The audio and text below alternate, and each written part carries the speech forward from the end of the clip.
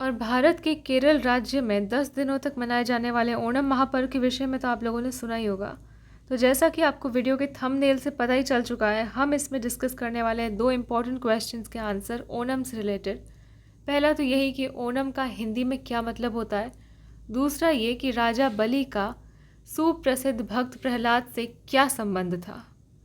चलिए स्वागत करते हैं आपका KPM voice presents knowledge bytes में। तो देखिए, राजा बलि जो कि दक्षिण भारत के केरल में राज करते थे, राक्षस कुल के थे, फिर भी बहुत दान पुण्य करते, दयालु थे। उनका राज्य इतना समृद्ध था कि वहाँ कोई भूखा नहीं सोता।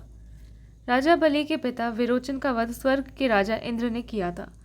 इसके प्रतिशोध स्वरूप, यानी कि इसका बदला लेने के लिए, राजा बलि ने स्वर्ग लोक पर अधिकार कर लिया और इंद्र सहित सारे देवताओं को वहाँ से स्वर्ग छोड़कर भागना पड़ा। तब इंद्र अपनी माता अदिति की शरण में गए, जिन्होंने भगवान विष्णु की तपस्या करके उनसे प्रार्थना की कि वो देवताओं का रक्षण करें। तब श्री हरि ने वामन अवतार लिया।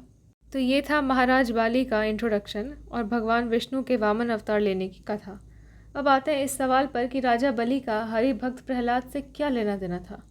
तो देखिए, जिस विरोचन के वध का बदला लेने के लिए राजा बलि ने इंद्रलोक पर अधिकार कर दिया था, वह विरोचन भक्त प्रहलाद के बेटे थे। मतलब कि राजा बलि भक्त प्रहलाद के पोते हुए।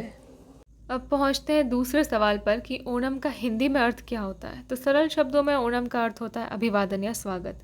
थोड़ा डीप रिसर्च करने पर पता चला है कि ओणम संस्कृत के श्रवणम से लिया गया है, जो कि 27 नक्षत्रों में से एक है।